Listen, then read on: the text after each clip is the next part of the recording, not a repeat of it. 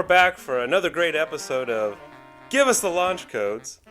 I'm Tom. I'm Travis, everybody. We just got back from a 2-week vacation. It's supposed to be 3 weeks, but now it's 2. How was your Easter, man? Oh, my Easter was pretty well. I mean, I didn't do anything Eastery, so to say, but, the weekend was nice. Actually, over the weekend, the day before Easter, that Saturday, I got to participate in a food drive / protest in my hometown of Lakewood. This was put up by 50501 Long Beach and Lakewood Indivisible. And, of course, this is in reaction to pretty much everything we're going to talk about today. But what was really promising was that a lot, and maybe this is just reflective of Lakewood's demographics, but most of the people there were like my parents' age or older. Wow. Because I was, and it was me and my parents that were there. And so yeah, it was like, there was a couple young people, but most were like older people, and most of them were white. So it was that was kind of like promising. It was like, okay, this is everything we're going. Yeah, this is gonna affect us young people more because we have to live with the consequences, and it's gonna affect marginalized groups more, so like non-white people. But this in the end affects all of us, and that doesn't preclude any of us from having a heart for having empathy over people that are different than us. So yeah, that was great. I had a sign. You can see it on my Instagram. I had a sign. I was wearing my Star Trek Lower Decks t-shirt with my 90s Star Trek pendant on it. Yeah. My sign, I'm sure less than 5 people probably understood my reference. It was a Star Trek reference. It said, "Musk isn't Cochrane." Oh, okay. Which, if you've seen Star Trek First Contact, Cochrane is James Cromwell's character. He invents the warp drive, the ability for us to travel throughout outer space. I don't think many people got my outfit. I probably should have worn my full-on uniform costume, my Voyager costume, which of course I have that. But maybe people would have got the joke better. Nice. It's just a lot of people are fed up about things. Well, I know they're in a sour mood right now, and a bit of a downer mood, because on Easter, we're supposed to, we celebrate the resurrection of Christ. The Pope died. Yeah, Pope Francis passed away. 88. And he had a stroke. Yeah, we're recording this the Monday after Easter. My wife and I were talking, and I just realized something. We've had 3 popes in our lifetime. Yeah. You know how insane that is? The first one, John Paul II, 1978 to 2005. He was in the papacy for 27 years. Yeah, he held that seat for a long time. And whereas I'm almost 30, you're 30. You are 30, and we've already had 3 popes. They're dropping like flies right now. I think usually it's like, someone will have 3 popes within their full lifetime, but I don't know, at this rate I'm going to have 80 if I'm lucky, 90 if I'm really lucky. Do you feel like the late Queen of England when she had like how many prime ministers? You're like, oh, this isn't going well. This is not how it should be. Oh, God. Because it's a bummer moment. The Pope's dead. Us, Travis and I are Catholics, and it makes us think more now about the world, because who's the next Pope? Because this Pope was pretty good guy. He stood for stuff. Yeah, he's one of the better popes we've had because in a while. He basically, just his overall stance is basically just like, just have Jesus in your heart. I don't really give a damn what you do, overall. Open, let's be... I mean, he didn't outright go so far as to say, actually, he kind of flip-flopped on this as like, being gay is bad, but it was kind of like, well, we'll still open our hearts up to them. His stance on it was actually how it should be when you're a religious figure. It's like this. Why should I care what you do consensually with an adult? Just have God in your heart. Yeah. And it's like, oh my God, he got it. It's like, why do I care if you're gay, lesbian, straight, trans, whatever? As long as Jesus is in your heart and soul, it's not my business what you do. And that's kind of the point. Mm-hmm. Because now we got other leaders doing interesting stuff right now, Travis. You know who was one of the last people he met with before he died? Oh, good. We're kind of now going towards what we're going to talk about. Vice President JD Vance. We're getting on our episode. Our episode today, folks, since we're now talking about JD, is just the man who killed the Pope, allegedly. That's what my cousin actually just said. No, this episode is basically was going to be just about tariffs with China more, how it's increased. And then also, too, we thought about, hey, we'd talk about that one gentleman who had been deported and he's a U.S. citizen. Yeah. But now we're just going to talk about, everything's a little, the fuck's going on? Because let's start with J.D. Vance, like you said. Why is he calling China peasants? I don't think I saw this story. I saw it. It was an interview on Fox News. And he's basically like, Ask ourselves, what has the globalist economy gotten the United States of America? And the answer is fundamentally it's based on two principles: incurring a huge amount of debt to buy things that other countries make for us. And to make it a little bit more crystal clear, we borrow money from Chinese peasants to buy the things those Chinese Well, you're making it worse. And you're white trash. Remember where you came from? I don't recall this story at all. I remember, well, it goes to what I said back in the episode where we talked about the group chat scandal, where I said, we're either going to be talking about this for months, or this administration is going to do something more stupid, and we're going to forget about it. That's kind of pretty much what happened. What's happening? I did see that there was an update on the Signal chat scandal, that it turned out Pete Hegseth has also chatted classified military information to his wife. Which one? Number 3? Well, the current one. Obviously, the current wife. It's that time of year. It's like springtime. It's just that time of year right now. What is that thing that Matthew McConaughey says in The Wolf of Wall Street? Number 1 rule of Wall Street: nobody, I don't care if you're Warren Buffett or if you're Jimmy Buffett, nobody knows if the stock is going to go up, down, sideways, or in fucking circles. Least of all stockbrokers. Right? It's all a fugazi. You know what a fugazi is? No, fugazi. It's fake. Yeah, fugazi. It's a wazi, it's a woozy, it's a fairy dust. It doesn't exist. It's never landed. It is no matter. It's not on the elemental chart. It's not fucking real. And right now it's feeling real. The Dow's at negative 1,060. Trump declared a trade war on everyone, including penguins on a southern island. I like that. And then, was it the next day? He was like, actually, we're going to do a 90-day pause on that. Sorry, guys. But China, no, you're still on the hook. But for certain stuff with China, because their tech we need. Well, yeah, there's certain... Yeah, well, then he's slowly walking back on some of that. And I don't know how much of that is based on, certain companies capitulating to him. It's so reactionary. This is not the actions of someone, playing things smartly. Well, this is very Trumpian. This is the typical Trump thing of I'm gonna smash around and break things, and then once I realize things went wrong, I'm gonna reverse all of that and then claim victory. You know what's even crazier though? Didn't he during his first term sign a deal with China that was supposed to be revolutionary and groundbreaking? And now he's just doubling back on it on this one. I remember he signed something with China during his first term. It's funny how it's you know what? Yeah, you are running this country like a business. We just didn't realize it'd be one of your businesses.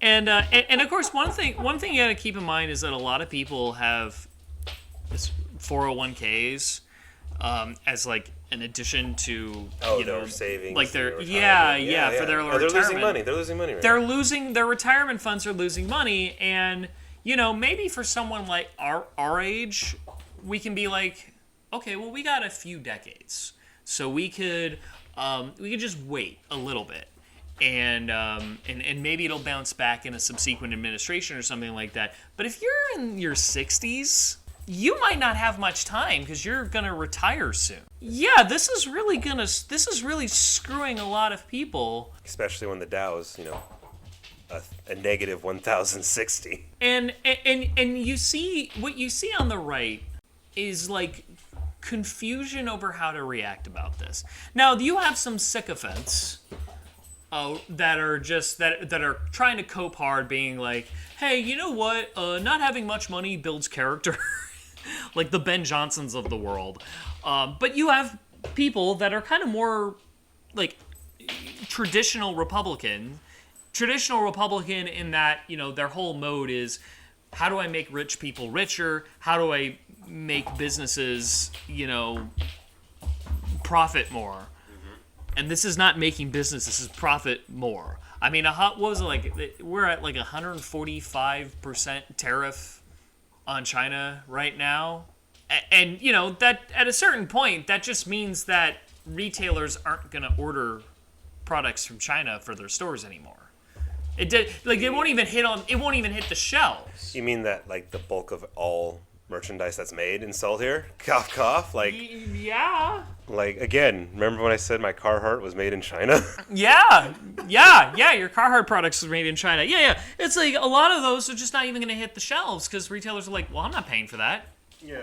And I'm not paying for that because that's too much money, and the consumer is not gonna pay for that. And speaking of that, because you said that the retail and the consumer, Easter just passed.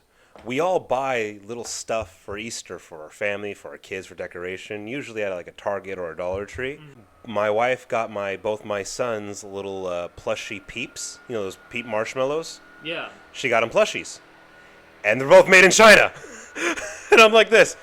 Yeah, like it's almost like, how do we replace this? Because we don't have the setup here. Mm-hmm. And it's funny, they say like, oh, we're going to bring back American jobs by doing this, by setting up factories here. And I'm like, yeah, but when? Like, you have to build the shit, get the materials, and then also too, the next thing is, you know what they say at the end of that tagline of bringing back the jobs here and like setting up factories here to build stuff? Yeah. It'll be automated. They keep throwing that word automated while doing that. So I'm like, okay, so how many jobs are we making here? Exactly. Because there's a few lies they're telling you. That, these countries are... They're like the idea that most of our products are now made overseas. Well, there's a reason for that. And it's not because these countries are cheating us or they stole the jobs from us. No, it's because business people in the United States... some of whom work in the Trump administration are making the decisions to move that manufacturing to places where they pay their workers less, they pay them poverty wages, because we at least have theoretically decent wage standards in the United States. Again, I say theoretically we do. And we have organized labor. Not as strong as it used to be, but we have better organized labor than China or India or wherever does. Vietnam. They make our Nikes. The problem that they're pretending to solve is a problem of our own creation. It is a problem of the capitalist class's own creation, but they're blaming the other countries for it, and they're not going after the cause, right? They're not going after like the CEOs, the companies, sanctioning them or telling them like, hey, what the hell? Yeah, because they're the ones running the either business. Not sanctioning them or not giving them, I don't know, subsidy programs to like, no, make this shit in the United States. I'm not an economics expert, so I don't know how they would actually do it. But the point is they're not going after the true culprits. They're just picking a fight with foreign countries because that's what the MAGA base wants to see. They want to blame everything on foreigners, and the trade war seems cool to them. Because they're Republicans. In the end, they're Republicans. Their entire basis of the party has always been, at least within the last century, has always been, how can we make rich people richer and make businesses more profitable in this country? And all the other stuff, the culture war crap, the immigration stuff, that's just for the voters. Because it's kind of hard to run a campaign on, we make rich people richer. So they do all this, that's why Reagan has that's why the so-called silent majority, why Reagan's emboldening of the evangelical right, that's why they did that, because it's like, okay, well, we'll be the party of religion. And that's a way we can pretend to be the party of religion, and that's how we'll get votes, not realizing that they would trigger a generation of Republicans to follow that would actually be true believers in that crazy shit. I like how a lot of Republicans now are throwing Nixon under the bus for the whole, like, this is actually his fault, the whole thing going on with China. He should never have gone there he should never have traveled to China back when he was president. Nixon ruined it. I'm like, really? I thought you guys liked Nixon. What the fuck? You're throwing him under the bus now? No. Nixon's no Reagan. There's an old Vulcan proverb. Only Nixon could go to China. And then also, too, which is interesting, is I remember the late 90s really well. No one complained about what made in China back then. No one gave a shit because it was cheaper. You just went, if you got something made from China, just a little cheaper, more economical, no one cared. I remember all my family gatherings with my uncles who were really into politics on my mom's side and dad's side. None of them bitched about it. No one cared about like, oh, this should be made in America, my pasta strainer or my kitchen table or this and that. It's like, oh yeah, I got a deal on it. It's nice, it works.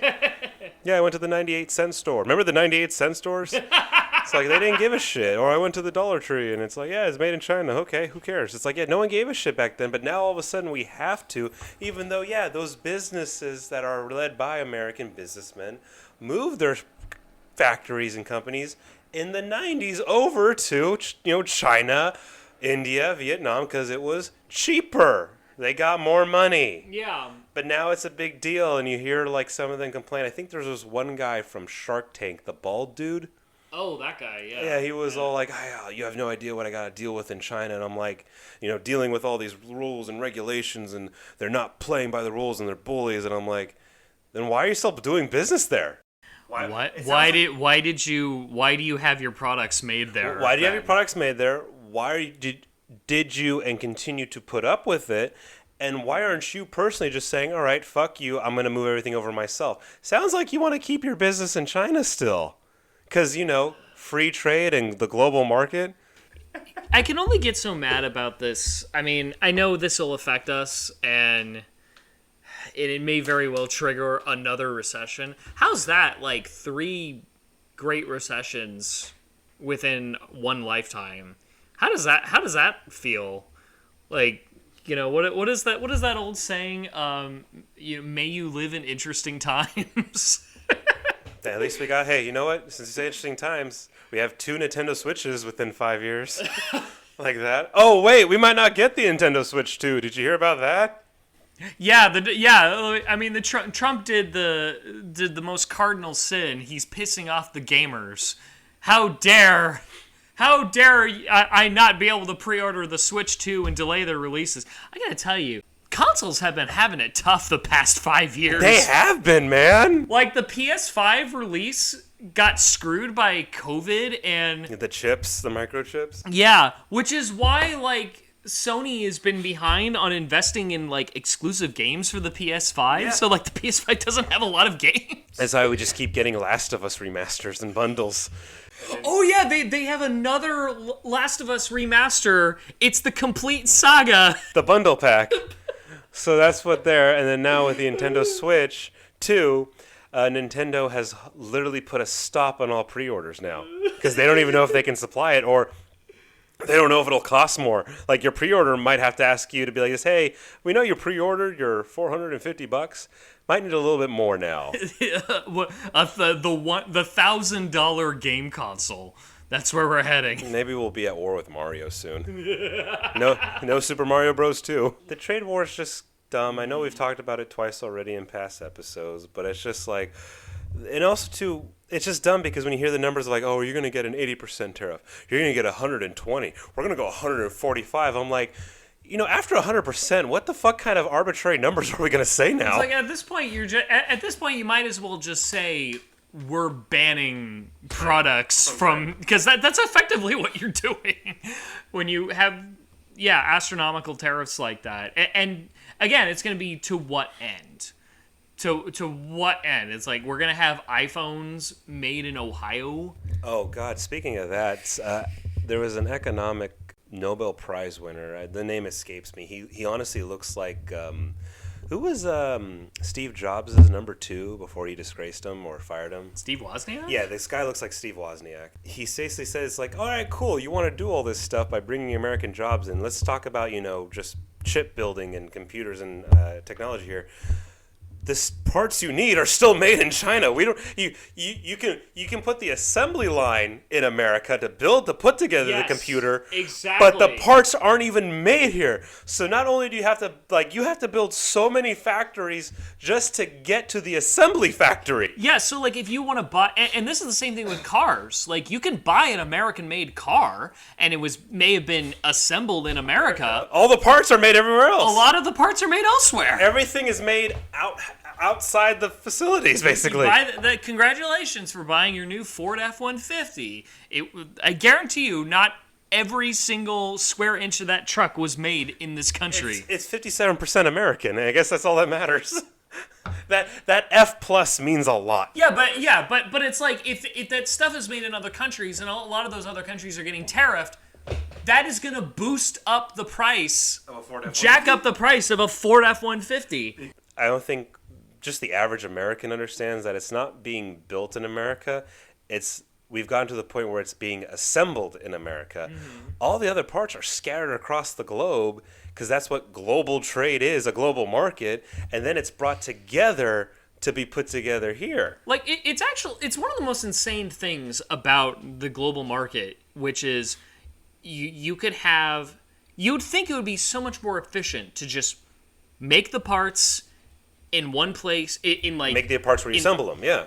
Make the parts and assemble them in the same country. You think that would be so much more efficient and cost effective, and it really isn't. It's actually more cost effective to like build some parts here, build some parts in this other country, and then ship them over to this country, assemble them here, and then sell them everywhere. Somehow the market is organized to where that could actually be more cost effective. All this like whip around. It's like it's like when you call customer service on the phone and they direct you to multiple departments to get the final answer. It's like, yeah, it's just how it's set up. Mm-hmm. And it's been like that for like decades, but now it's a big no-no. It's like, it's funny too, because like, okay, here's one example. Let's say, we start doing everything in-house in America, blah, blah, blah. Okay, well, into that, then there will be certain products we'll never get. Like, for example, halal meat. Halal meat's not... Halal meat is literally not made in America because it's halal. It's Muslim and Arabic.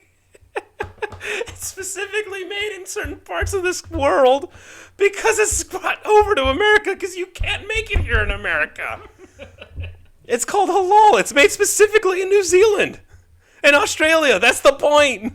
Scotch. Did you know where Scotch is made? In Scotland. Yeah. That's why it's called Scotch. Same with like Irish whiskey. It's made in Ireland. It's made in Ireland. Sake. You can't make it here. So it's like, yeah, no, like we because of Nixon, and it's weird because Nixon can go fuck himself, but not for the reasons that we're saying right now.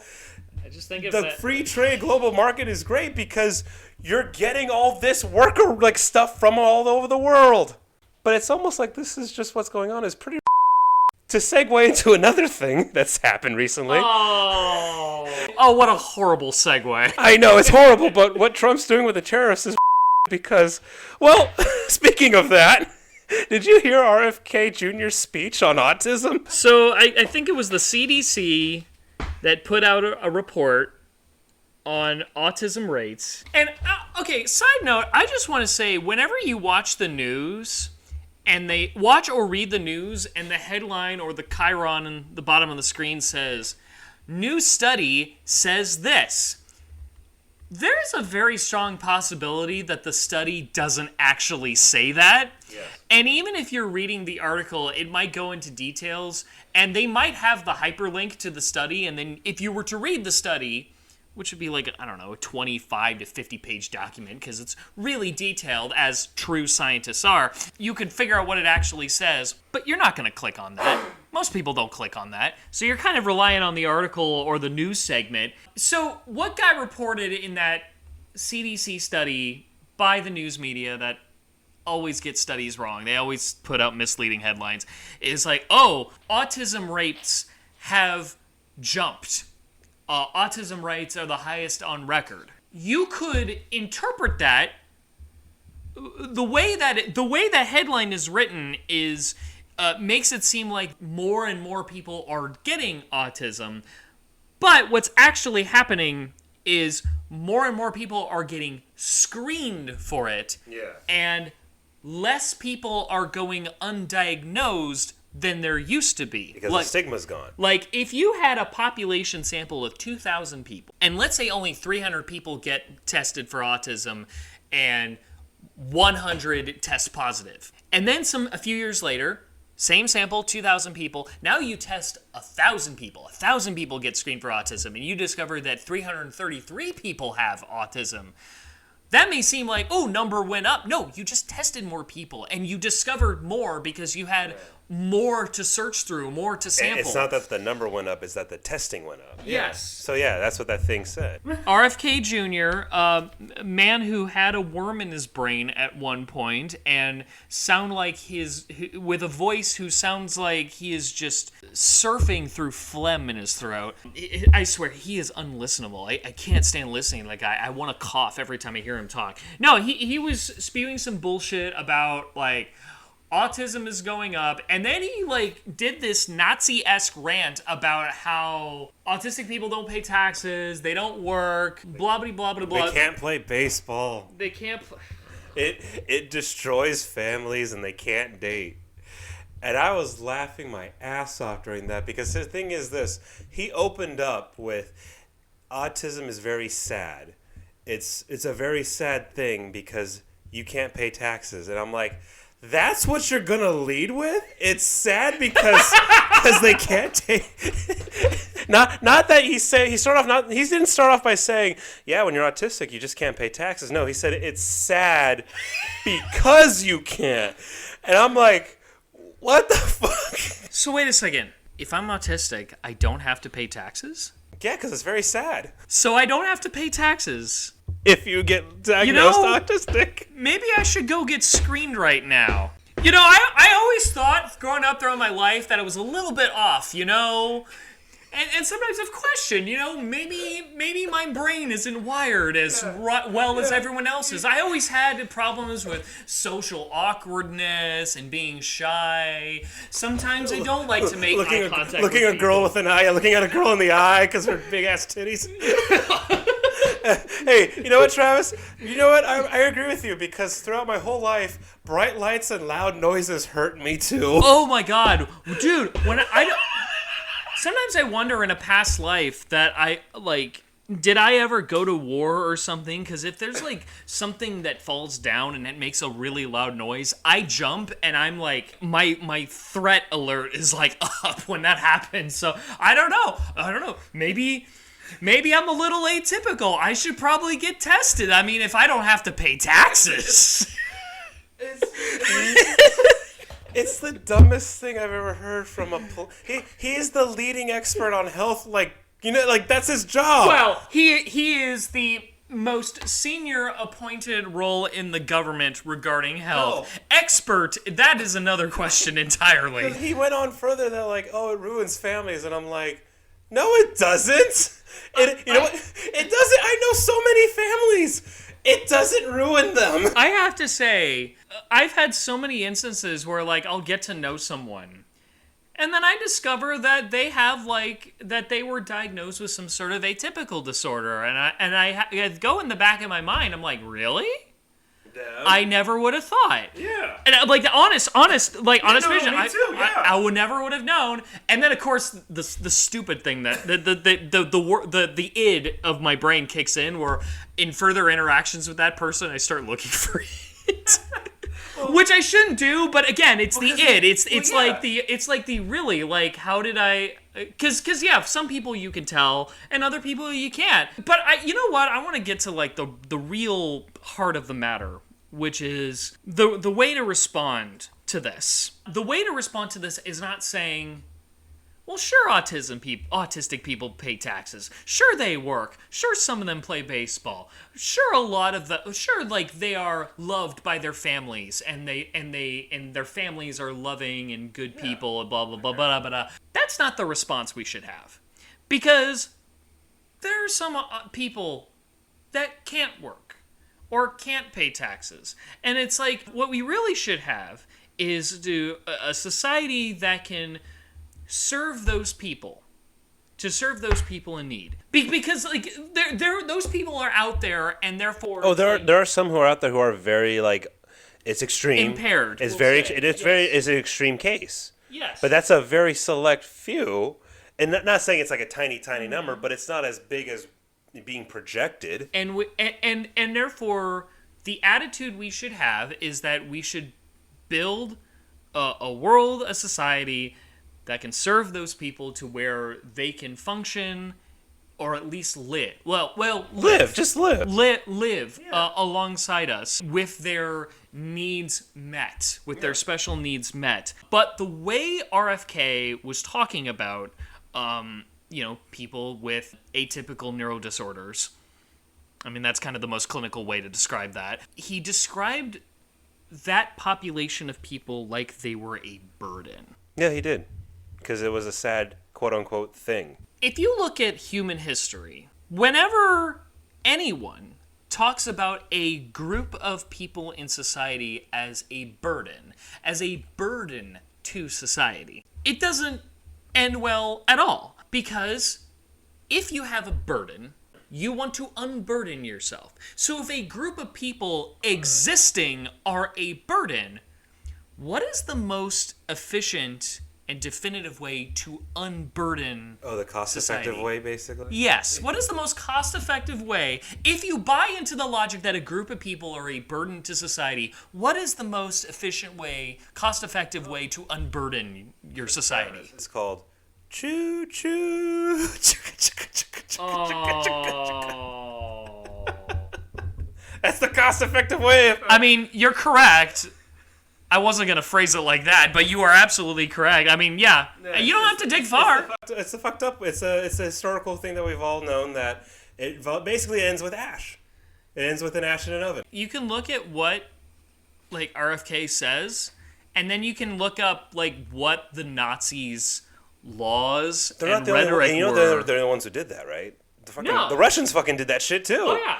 Under Stalin. And I think even at the beginning when China went into communism, they did that shit too.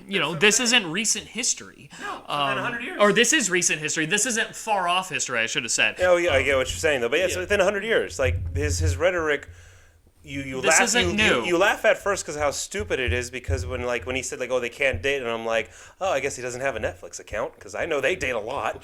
They can't play baseball, and I'm like, there's leagues. Also, too, have you not seen any movie recently in the past 20 years? Like, those fuckers can act. Like, they can act. Anyone who... Also, who gives a fuck if some of them can't do any of those things?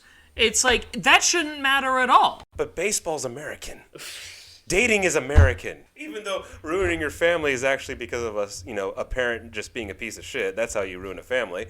No, you're right. Who cares? Because there's also various amounts of jobs here that anyone can do. I remember during the season 6 of Game of Thrones, there was a school in LA that only had in their class was people with autism. Okay. But they were teaching them how to do special effects because for most people who are atypical, they're very detail-oriented special effects. Yeah. And now most of them have jobs in Hollywood doing because special effects are put in for everything nowadays. Like did you know it's not really snowing anymore in the stuff you're watching? It's not really snowing or raining or it's not really cloudy. There's actually a specific special effects departments who do the background stuff, not just the stuff in the foreground.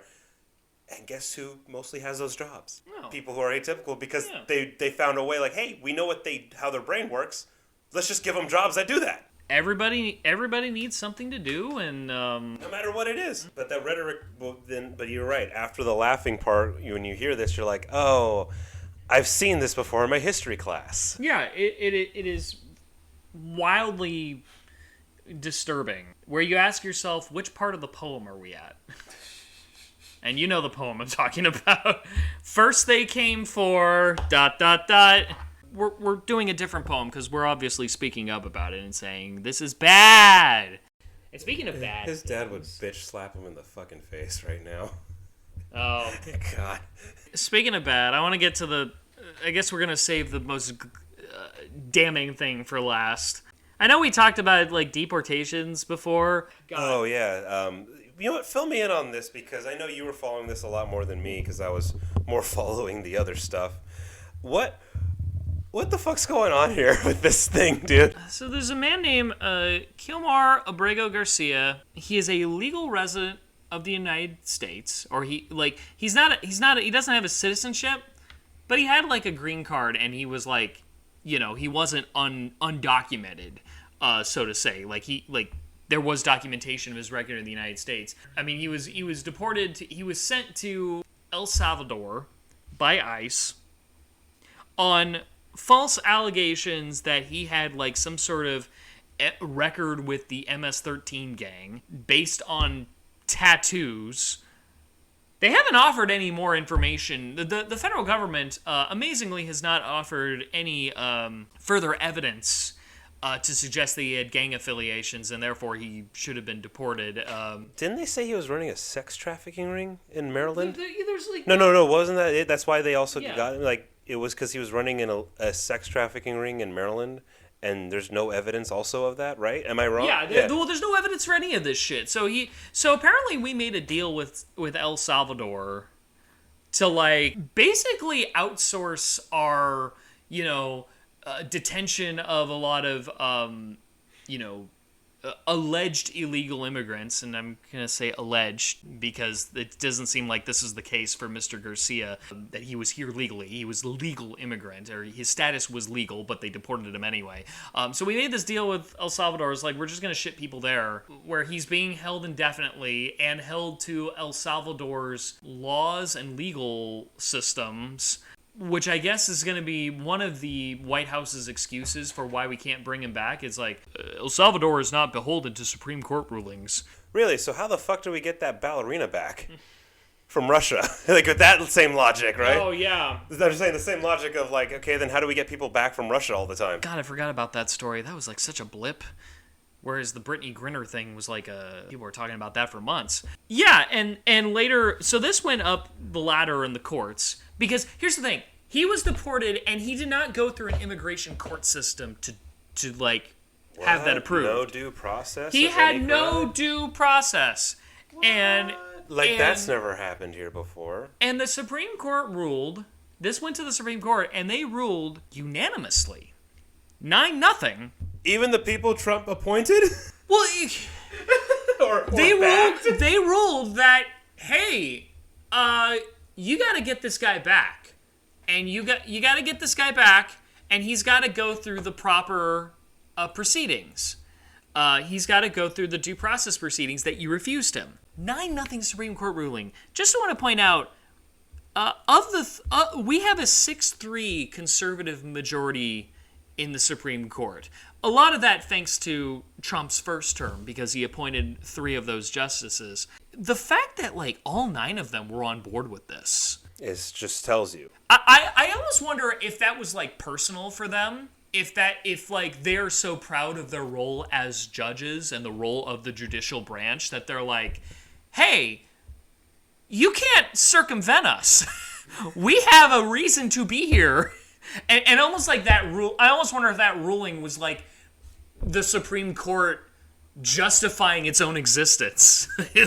like it's like, if we let this go, which, I really wish they had that same attitude in 2024, last year, when they instead ruled that the president cannot be held liable, cannot be indicted for crimes that he committed in his presidency, which I guess means the only recourse for that is the impeachment process, which is a terrible process. It's a joke. It's a joke, yeah. Like everything happening right now, it's a joke.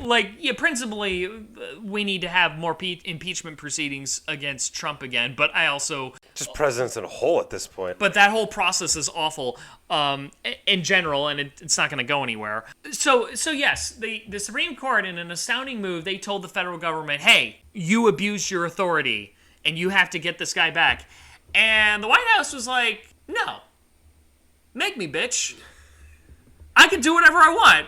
What are you going to do about it? You wear a dress, I wear a suit. Is El Salvador our new Guantanamo Bay at this point? Right? Because he made a deal, Right. and it's like, wait, hold on, because it's like, because here's the thing. Okay, I understand if someone came into this country illegally and they commit horrible, atrocious acts of terrorism that hurt and kill fellow Americans, right? It's like, okay, whoa, like, okay, get this guy out of here, but don't you first charge him in the American court like they do in other countries when an American does, for example, when an American does something stupid in, like, Bangkok and Taiwan and in fucking Europe, they get charged first where? In that court. I mean, it depends on the country, but the court of the country. The court was saying, no, you get charged in the court of the country before you ever see your own home country first. Like, okay, example, Russia. That's what happened. So why is it here that people who are committing, let's just say, hold on, alleged crimes here in this country, we're just shipping them. We're not even going through the court system because it's like, well, hell no, they did bad stuff here. They got to face the music here, not face the music somewhere else. And here's something people need to understand. The government can just say you're a gangbanger now. And you'd be like, no, I'm not. I can prove that I'm not. Well, we're not going to give you the opportunity to prove it. You are guilty until proven innocent, except we're not going to let you prove yourself innocent. We're just going to unilaterally declare you guilty. It's like kangaroo court without the kangaroo is in the court. The kangaroo court implies there's a court, and we're not even there. So I want to posit this question, and this is something I've been hesitating to kind of like cross this line. Is Trump a dictator now? Has he finally surpassed that stage? Because think about it. Trump violated somebody's civil rights. The courts checked him. The courts checked him. You remember that thing we learned about in 8th grade social studies, the checks and balances. That's how our federal government is set up. The little circle thing? Yeah. How does the legislative check the executive? How does the courts check the yeah, all that. The courts told them, nuh-uh, you can't do that. And the president said, well, I'm not beholden to the courts. I'm not beholden to anybody. I am the Senate. So... Badges? We don't need no stinking badges. So, it's like, okay, if we have an executive authority figure, which is what the president is, that has declared himself beholden to nobody, to let alone none of the institutions that are designed to check him, are we in a dictatorship now? I'd say we're getting really close now because also, too, do you remember he said that he's also thinking of implementing that any U.S. citizen who commits horrendous crimes can get deported. And the thing about horrendous is, unfortunately, with that word... It's a subjective word for one thing. Yeah, because horrendous could be... What's the lowest kind of degree of murder? It's first degree, right? Or is it third degree? No. That would for murder, it's third degree. Okay, third degree is like the lowest one, right?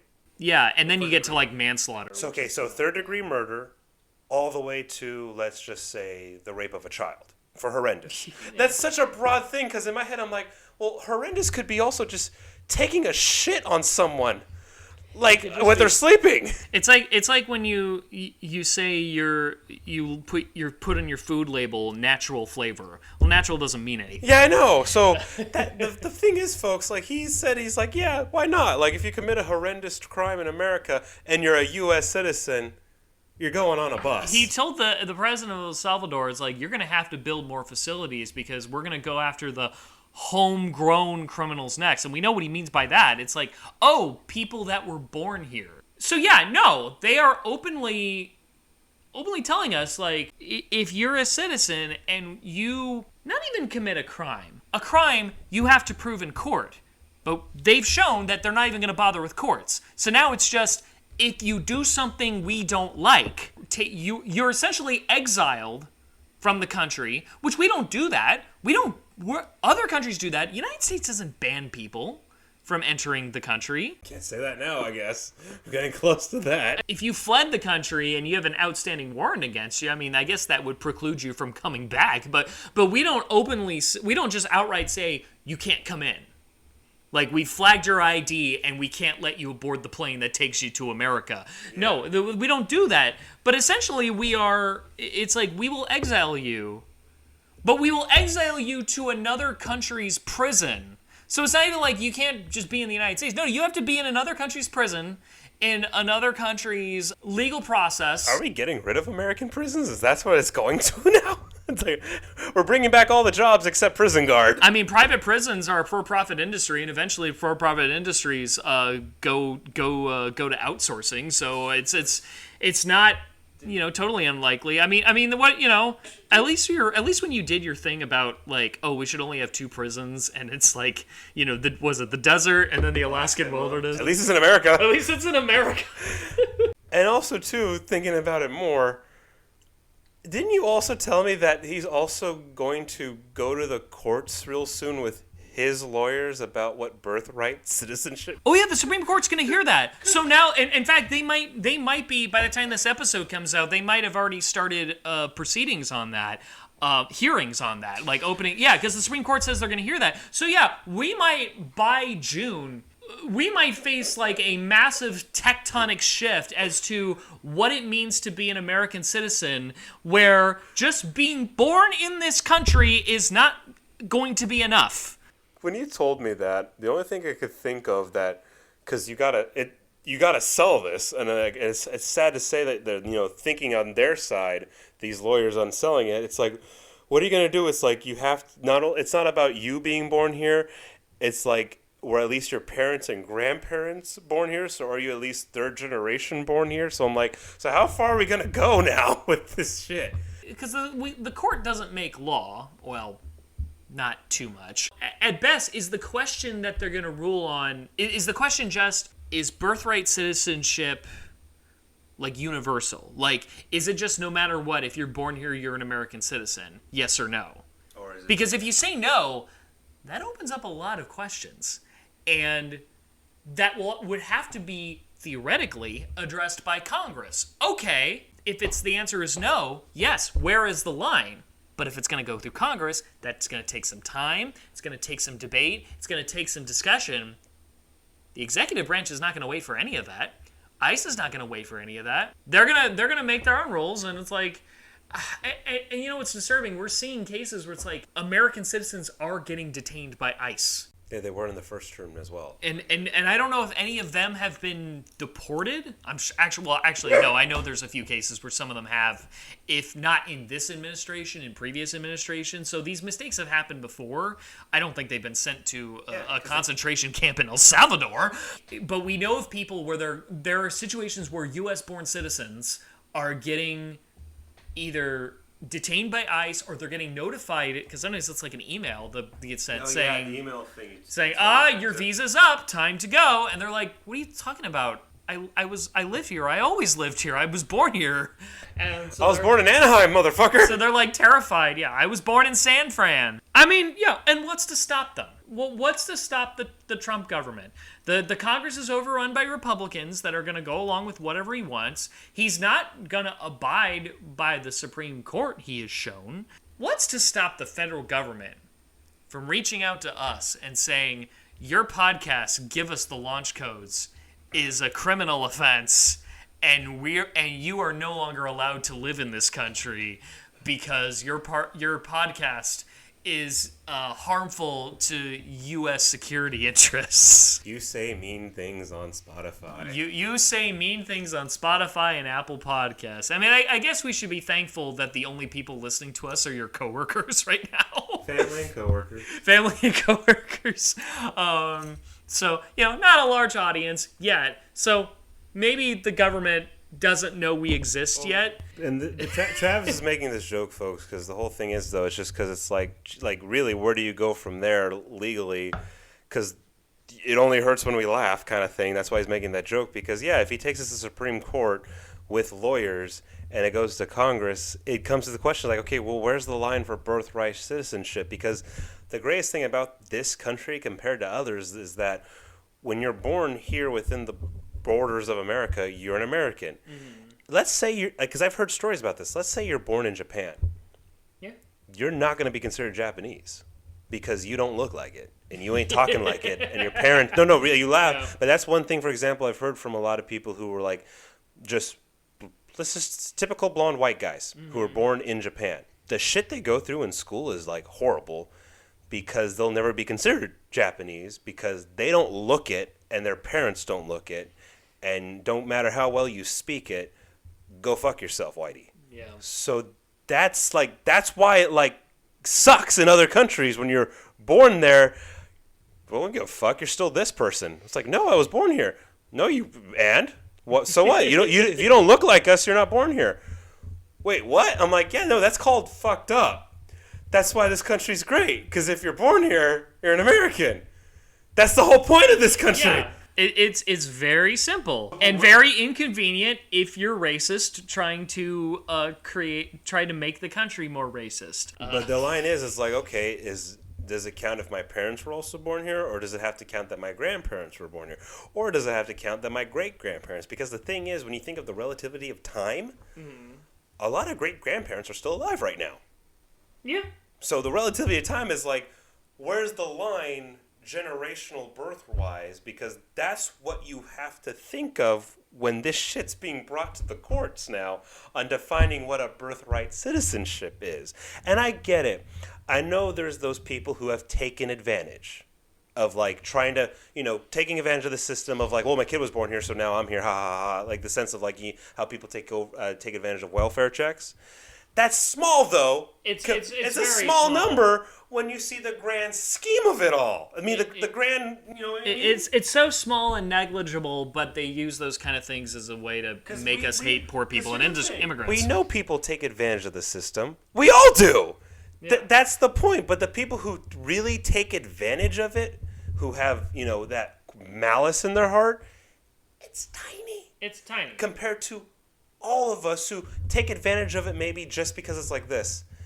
This will just help with my monthly expenses for 1 month. Most people, I mean, and the truth of the matter is, like, most people that are here, quote unquote, illegally or whatever, it's like they just overstayed their visas. You mean they forgot to basically, in the simplified term, oh, I was a day late on my library book returning it. It's like that, like we all do. It's like, remember Blockbuster? Like, oh shit, I was 2 days late returning the game. Here's $5. Yeah. I still, guess what? Blockbuster still let me in. Mm-hmm. You know what I mean? No, but right? Yeah. So it's like that, just to dumbify it down more. The majority of people who are, really here illegally, not doing it the right way, it's like they just got busy. And they forgot to do this one step. And to get down to the whole, they're doing it illegally.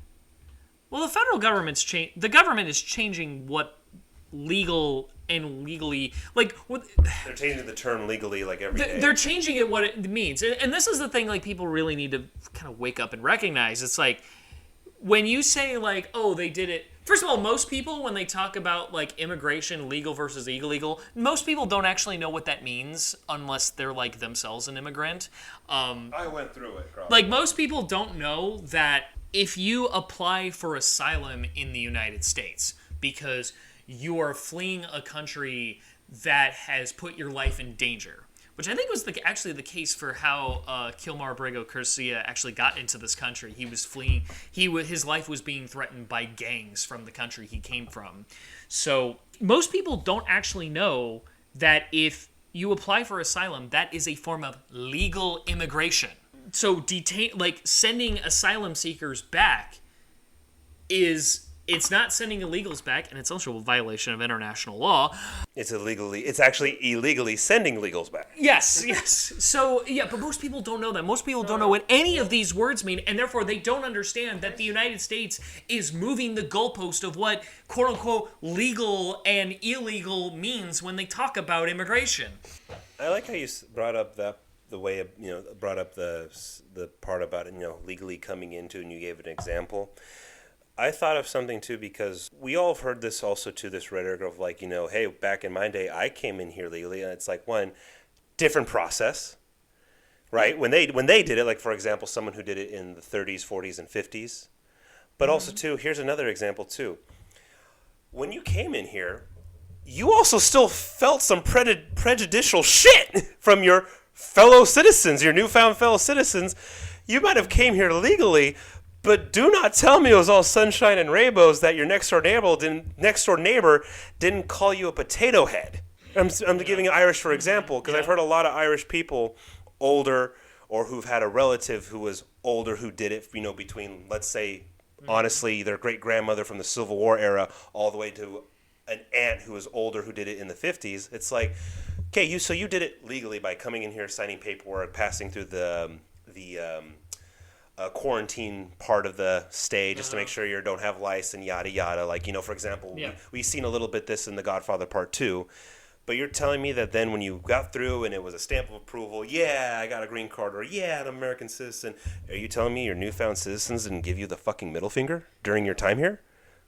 Bullshit, go fuck yourself. Like, don't lie to me. Well, it's funny you quoted The Godfather. It's like a lot of those people like formed gangs to like survive, fend for themselves. And it's funny too now. So I'm glad you brought the part about gangs to survive again to bring up the MS-13 gang. There are so many stories of people who used to live in El Salvador and who joined and came to America to flee. They joined because a gun was in their mouth. It's join us or die. Yep. It wasn't like, oh, hey, you're with us now. All right, cool. It was like this. We need some bodies. Well, I'm not going to help you. I'm sorry. I'm going to put this gun right inside your mouth. Are you going to join us or not right now? Oh, never mind. I'm a member. Cool. We're going to tattoo you with a gun in your mouth, by the way. You're going to get our tattoo while we still have you at gunpoint. That's also how MS-13 also recruits. It's not just coming up and saying, "Hey, we like you like a prospect," and Sons of, it's not like a prospect thing in like Sons of Anarchy. A lot of MS-13 gang members joined because their loved ones or them had a gun pointed at them. That's how they became gang members. There's a lot of stories of that in all of the southern countries just south of California. Gangs, terrorist organizations, there's similar stories there. Yeah, you don't join by volunteering. You join because they threatened to kill your daughter. So don't bullshit me there, too, with that aspect of he joined, he's in a gang. It's like, okay, how about we ask him how he joined? Because I've heard enough stories of, like, volunteering to be a piece of shit and being forced to do piece of shit work. I think the bottom line with the whole immigration problem, and I've always feared this, it's like, the more aggressive you get, the more you're going to circumvent and disregard civil liberties, and eventually that's going to come on citizens, not just the legal. Well, it's going to come on legal immigrants, but most people don't care about them. So it's going to eventually going to hit U.S. citizens across the board, and of which the problem is going to be made bare. It's like, are you just trying to get rid of the brown people? Are you like some believer in the anti-Semitic belief of white genocide, and this is your way to fight against that? And I'm glad you said get rid of the brown people, because I want to actually go through the point of view of his administration, Trump's, who are doing this. So far, everyone who's been deported by ICE has actually just been Hispanic. Yeah, I know that like visas for like Ukrainian refugees are also going to be I know revoked. Student visas across the country are. But what I'm saying is, with Russia. as a whole, though. But it's funny how I remember leading up to this election, how many Republicans were saying, did you know that thousands upon tens of thousands upon hundreds of thousands of Chinese army qualifying men are entering this country illegally? Why aren't they being from the point of perspective of what this administration is doing from their point of view?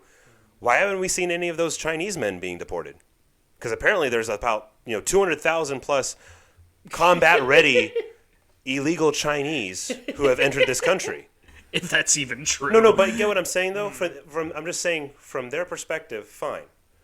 If this is happening with these dangerous criminal gangs, what's happening with the dangerous illegal criminal army who we have a 145% tariff on? Maybe they haven't gotten there yet. Maybe they will have gotten there by the time this episode comes out. I mean, it's... I mean, this... Or do they care? Granted, we are talking about the Trump administration, and it's not like a lot of things are planned when it comes to him. It's just kind of... It's like spinning the wheel at a fucking roulette table. Yeah. It's kind of like, what's his mood at the moment? Who's the last person to talk to him in the White House? Because I've heard that's also a thing. It's like when like he has meetings with people, they have to like be very conscious of like, I guess if they want to like sway the president a certain way, it's like, okay, who's the last person he talks to? Oh, he's going to talk to this guy who's like an advisor or secretary of this. Okay, well that means that tomorrow he's going to do this, because that's the last thing he remembers. because we have a deranged 80-year-old man in the White House. Is that why we see every time on C-SPAN or whenever there's a cabinet meeting, just nothing but like all that dick sucking? Is that why we see nothing but dick sucking? That's like, dude. Well, that's who he wants. He wants yes but man. The last cabinet meeting had so much dick sucking. I thought I was on a Brazzers website. I was like, dude, man, like fucking Brandy Love could learn a thing or two from fucking Pete Hegseth. Like, the dick sucking is so like, it's at the point too. Like they're sucking his cock so much. I'm like, does he just eat nothing but pineapples? Or also too, are they making fun of him and they don't know it and he doesn't know it? Like, are they really making? It's so like. Just imagine those signal chats that we haven't seen yet of like. There's got to be a lot of trash because Trump is not in those chats. Like Angela White needs to take some tips from these like secretaries. Like, they're just sucking dick good. Well, the fact that those are put on live TV instead of private as they usually are, it's like, oh, this is all just performance art. They're just doing this for the cameras. They're making it also sound like they're not even doing any work. I'm like, damn, if Trump's doing all these things, hey, let's fire all these people. Save some money. No, really, it is just for Trump to like mouth off, talk about what a great job he's been doing. And I guess he can, and I guess he'll, and so, because he also like gives thanks to certain people. Thank you for helping making this happen, but also I made it happen. And they say, oh, you're welcome, Mr. President. Whatever you say, Mr. President. I want to thank you for how you dealt with this and this. I think of like how these people, when you see like, I noticed this when like the Treasury Secretary and the Commerce Secretary are being interviewed on the news, they always talk about like, President Trump is going to do this. We need to trust in President Trump's vision and leadership on the thing that I'm actually an expert in. And in charge of. And he hired me to advise him and be in charge of. And I'm like, I seem to remember whenever you get those people on TV to talk about the president's agenda in previous administrations, there's a lot more we pronouns being used. Like, oh, we in the administration, because I, as a cabinet secretary, am part of the administration. We in the team are bringing this about, or bringing forth this agenda. No, it really is like, we have to trust in our dear leader's vision. The Lisana Gaib has seen the golden path. He's delivering us to paradise. That's how they talk about Trump. And it's weird because it's so creepy. I'm just like, does this happen in regular boardrooms of any other company? Because I'm like, wow, like, you could just fire all these people then. If Trump's doing all this work, fire your cabinet. It's just like save the money for the country. Just like Disney executives talking about their strategies for film and television. They're just constantly talking about, and we have to trust in Bob Iger. Bob Iger is going to lead us on the path to greatness. Damn it, Bobby. The upcoming Darth Maul animated series coming to Disney Plus. It's all part of Bob Iger's grand vision, the golden path for the Disney Corporation. I swear, like when you watch a cabinet meeting, it's like you're watching a North Korean newsreel. What makes you think they didn't get that wasn't their inspiration? I know, shit. There's nothing wrong with. Here's the thing, and I want to make this clear too, because the only reason why maybe these past few episodes it sounds like we're just shit talking on the Trump administration is because guess what? That's the one who won. I'd personally at this point would rather be shitting on Kamala Harris because I didn't want her either. I fucking hate Kamala. I'd rather shit on her. I don't want her to be the governor of California. I don't. So I'd rather be shitting on this. I would happily rather shit on Kamala's administration right now than what's going on. Because what's going on is like this.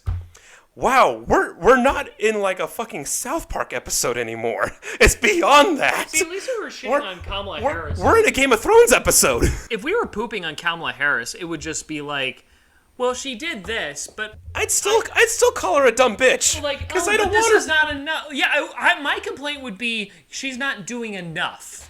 Or she caved on this. My complaints would be that she is insufficient, which was my complaints about Biden and Obama. That, Obamacare is fine, I'd much rather have single-payer health care. I'd much rather have the cure than the Band-Aid. That's great. We killed Osama bin Laden. Where's the picture, fucker? Where's the picture of his caved-in skull? Also, why did we kill him and not put him on trial? Oh, because I believe in due process. The helicopter couldn't take the load. Wait, what? But his body was on the helicopter. Exactly. No, but this is just dumb because it's so much dick sucking from leaders. Really, our government of leaders are dick sucking one guy.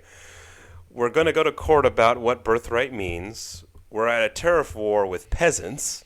Yeah. And hopefully autistic people don't have to pay taxes. Because that's awesome. That's awesome. Because instead of you know what I mean, right? Good for them. They don't have to pay taxes. Lucky. I'm okay. Like I'm lucky. I'm lucky for them. I'm happy for them. If that really becomes a thing, I will definitely go get screened. I will happily get screened. I have no shame in that. I think I got screened when I was 5, but I don't know. They might have improved some of the testing techniques since then. That was like 20-something years ago. Maybe they missed something. I don't know.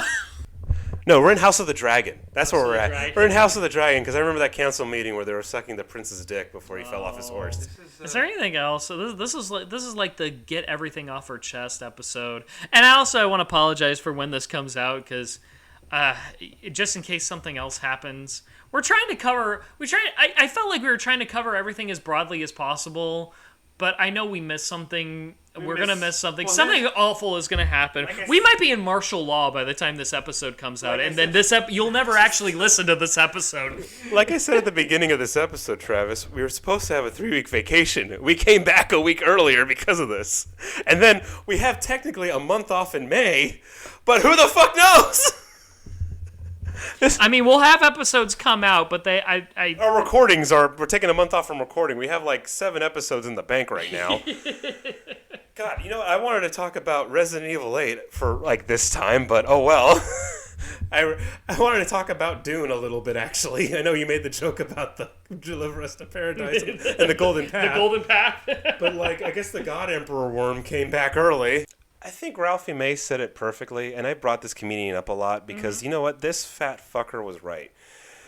The way people have said a lot, I've heard that, El Salvador is really like safe now. Like, I feel safe in El Salvador. I feel really safe and secure. I'm like, you know what? Good for you, because I can't imagine the horrors you might have lived under with this terrible gang. But there's also a double-edged sword with safety and security, and Ralphie May said it once, and because he came back from a USO tour, that if you would rather have safety and security over liberty and freedom, you get none and you deserve none.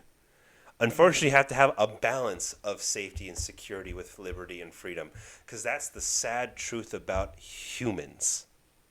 You know why, for example, Russia's subway looks so immaculate and beautiful, like the Sixtine Chapel and those cathedrals in the Vatican? It's because if you just graffiti, for example. I know graffiti's annoying, but it's a small crime. If you get a spray paint and do something on the walls, you don't get like, hey, fining you $20 and, you're going to paint over that and make it better and, wag your finger at you. No, the police are going to beat the fuck out of you. Yep. And here's the thing. I believe in, crime paying for what they do, justice and all that, but spray painting a subway wall shouldn't lead to you being beaten with a baton. No. Just go spend a night. You know what? Spend a day in jail. Get a fine. You know what I mean? Like for the whole thing. But I know that might be extreme too. But you get what I'm saying. It's like that's why Russia's subways are so immaculate and beautiful, and why certain cities here in America look like trash. It's like, well, you know what? I'm not gonna go have the cops beat the fuck out of someone for spray painting, because that's not the point. Because if you beat the shit out of that person just for spray painting, that person, unfortunately, statistically, is going to come back and do something worse. It's called freedom, choice, safety, security. It's called a balance. You can't just tip the scale one fucking way. What you should be doing is safety and security is you should be working to build a world where heightened security is unnecessary, where there's no need for it. Or less of a need for it. Make it to where the only people that commit crimes are like crimes of passion and not because they gotta eat. Yeah. Or they should have been institutionalized, but they weren't because Reagan closed all the state Or hospitals. like they dropped out of high school and it got worse, or they kicked out of something and they got worse. Yeah, No. where people have hope in future. Or they got a pink slip at work. Yeah. Like, this is what like, that's the kind of stuff I think about, like, whenever I hear kind of more radical positions talk about, like, the concept of abolishing prisons. Which, sounds kind of outrageous to, like, a normal person, but it really is more like, instead of just accepting society as is, you should build society in such a way where prisons, let alone the way we do prisons, becomes less necessary. Yeah. And you could start... And maybe you could get to a point of abolishing them, or at least doing them differently. Well, because the point is too is that we shouldn't need for it. The whole point of, like you're saying, progressing and as evolving as a society in the civilized way is we shouldn't need to every year keep hiring more cops. It should be, it's going so well, we just need less cops now. Yeah. Because we're becoming more civilized and advanced. But, where it's like, actually hiring more cops is, like, causing the problem. Because And it's not even fixing the problem. It's both. No. It's doing both. It's causing and it's not fixing, because it's like the equivalent of those old Western TV shows where it's like, this town only has like one cop and 2 deputies for like 300 people. And everything's nice and peaceful. And everyone respects his authority, and no one fucks around. Yep. Wouldn't that be nice if it's like you only needed 300 cops for the whole country, because we're just doing we're keeping our noses clean as a society and doing our shit, and we're progressed and found ways to correct the problems instead of just throwing shit at it. Yeah, and we don't destabilize countries to the point where decades later they're so corrupt that terrorist organizations form and want to crash planes into our buildings and stuff like that. The situation we have now, and it's growing, the situation, is an administration that is thriving on division, persecution, and intimidation. The Trump administration wants us to fear. So many people right now are in fear of their civil liberties being taken away because this administration has shown no interest in respecting those, in respecting the United States Constitution. It is a big power grab. The fear is intentional. They want us to fear, and we should be right to fear as well, because I think having your civil liberties taken away is something that you should be afraid of. The jokes are over. The happy, funny laughter, during the first term, and you and I talked about this during the first term when Trump was running, every talk show host was like, I wouldn't mind actually seeing him as president just so we can hear him say on live TV, "You're fired." Like, wouldn't it be funny if you were president? I was one of the few people that was like, no, it's not funny, guys. This guy is insane. And now we're at the point where it's like this. You're right. This administration is relying on, you said, was it fear, division, and hate? And hate. And the thing is, that fear and division and hate is more focused on home right now, which we should all be united no matter who's in office. And then when you point it out at the world, not at just one country. Like the tariff thing would be different if it was just solely China alone. Mm-hmm. But it's not. It's literally every other country in the world. And it's funny, as I've heard a German say once, basically saying, hey, coming from a German, it's never a good idea to take on the whole world at once. And when a German speaks like that, he's saying, it happened, we declared war on the world twice within 30 years. Mm-hmm. The same person who fought in World War I was alive to lead the Blitz in 1939. And why the Germans bring that up, and why I'm bringing up when I heard a German guy say this, is just like, that's why it's not funny. That's why we shouldn't be laughing as much anymore, or just tweeting about this stuff in anger. It's like, no, this is sad to say it. It really is how the Nazi Party came to be in the 30s. This is how the whole Fjord thing rose. Mm-hmm. This is how North Korea is running right now. This is the whole thing that happened during Stalin's time. Yeah, this is how it looks at the beginning. Yeah. And if it keeps going like this, when we're all not working together and I'm not saying working together to fight it, What I'm saying is working together to do a checks and balance, because that's a different method.